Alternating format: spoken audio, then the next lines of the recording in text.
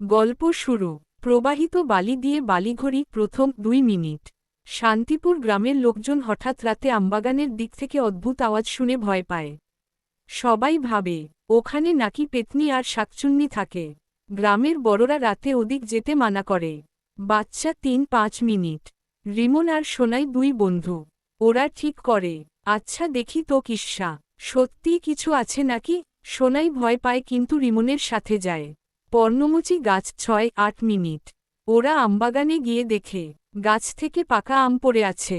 একটা সাদা ছায়া নড়ছে। সোনাই ভয় পেয়ে চিৎকার করে পালাতে যায়, চোখ বন্ধ করে দেত হাসি।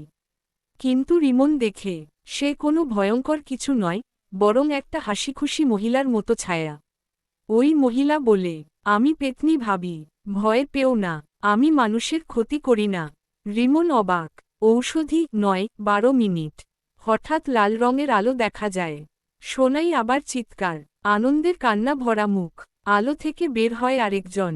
আমি শাকচুন্নি দিদা, এই বাগান আমি রক্ষা করি। ওরা জানায় রাতে কেউ চুরি করে আম নেয়, তাই ওরা মানুষেরা একটু ভয় পায়, যাতে কেউ দুষ্টুমি না করে। করমর্দন 13-16 মিনিট। রিমন বলে, আপনারা ভয় না দেখিয়ে গ্রামের লোকদের বললে কেমন হয়। পেতনি ভাবি আর শাকচুন্নি দিদা রাজি হয়।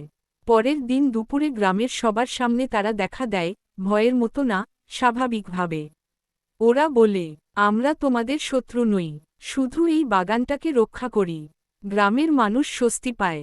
Party popper 17-20 minute. শেষে গ্রামের সবাই মিলে আমের উৎসব করে। রিমন আর সোনাই হয় গ্রামের হিরো। পেতনি ভাবি হাসে আর বলে, ভয় নয়, সত্যি জানাই আসল শক্তি। শাকচুন্নি দিদা যোগ করে, প্রকৃতি রক্ষা করো, প্রকৃতি তোমাদের রক্ষা করবে। গল্প শেষ। আনন্দ আর শেখা দুটোই রইল চোখে হাসি।